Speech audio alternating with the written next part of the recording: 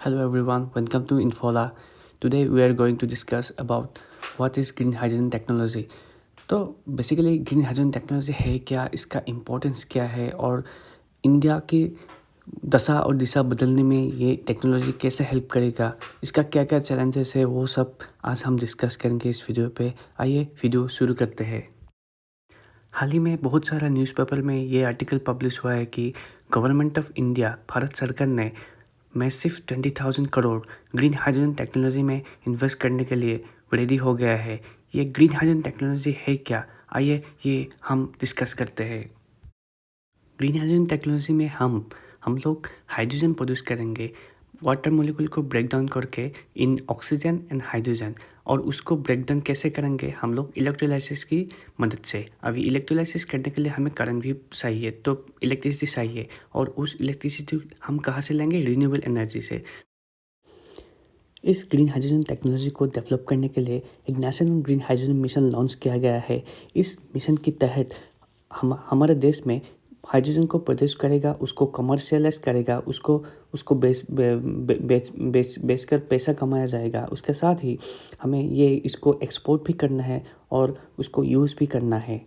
इस टेक्नोलॉजी का सबसे बड़ा बेनिफिट यही है कि इस टेक्नोलॉजी की मदद से हम पूरा जो हमारा एनर्जी कंज्यूमिंग सेक्टर है उसको हम डिकार्बनाइज कर सकते हैं, जैसे कि इंडस्ट्रियल सेक्टर, मोबिलिटी सेक्टर और अदर एनर्जी सेक्टर को हम डिकार्बनाइज कर सकते हैं। उसके साथ साथ भी हम अपना जो निर्भरता है इम्पोर्टेड ऑयल, जैसे हम गल्फ, रशिया और अदर सारा कंट्री से हम जो तेल इंपोर्ट करते हैं, इसमें बहुत सारा हमें डॉलर देना पड़ता है, डॉलर में ख़रीदना पड़ता है।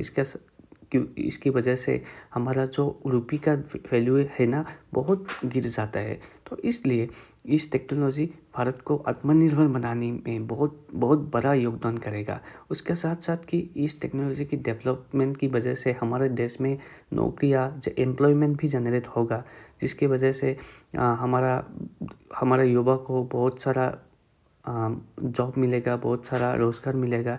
तो बेसिकली ये टेक्नोलॉजी भारत को बहुत सारा हेल्प करने वाला है। वैसे भी आप सब लोगों को पता है कि पूरे दुनिया में अभी जो क्लाइमेट चेंज के अगेंस्ट जो जंग छेड़ा हुआ है, उस जंग में इंडिया का पार्टिसिपेशन, इंडिया का रोल बहुत बड़ा होने वाला है, क्योंकि India is the third largest carbon emitter in the world. और इंडिया का जो ये टेक्नोलॉजी है, इस टेक्नोलॉजी की मदद से इंडिया इस जंग को आसानी से लड़ सकते हैं, और इंडिया का जो डिपेंडेंसी है फॉसिल फ्यूल का, और इंडिया का जो कमिटमेंट है अगेंस्ट द क्लाइमेट चेंज, वो अपना कमिटमेंट भी फुलफिल कर सकता है। इस टेक्नोलॉजी का बहुत सारा बेनिफिट होने के बावजूद भी हमारे साथ का जो रास्ता है इस टेक्नोलॉजी को इम्प्लीमेंट करने के लिए इतना आसान नहीं है, क्योंकि हमारे पास इतना इंफ्रास्ट्रक्चरल फैसिलिटीज़ नहीं है, जैसे पाइपलाइन, स्टोरेज, टैंकर्स, व्हाटएवर। सो ये इंफ्रास्ट्रक्चर का लैग है हमारे देश में, ये अभी भी अवेलेबल नहीं है पूरा इंडिया जैसे बहुत बड़ा देश को सप्लाई करने के लिए, फ्यूल सप्लाई करने के लिए जो इंफ्रास्ट्रक्चर होना चाहिए, वो हाइड्रोजन फ्यूल का सप्लाई करने के लिए जो इंफ्रास्ट्रक्चर चाहिए, वो इंफ्रास्ट्रक्चर अभी भी हमारे देश में उपलब्ध नहीं है।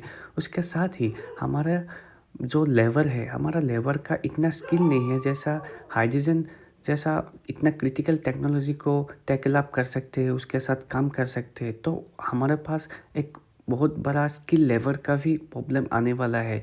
तो बेसिकली गवर्नमेंट को यही करना होगा कि इस कुछ चैलेंजेस को हमें टैकल करना होगा फर्स्ट, उसके बाद ही हमें इस टेक्नोलॉजी का जो रिजल्ट है उसको मिलना शुरू हो जाएगा।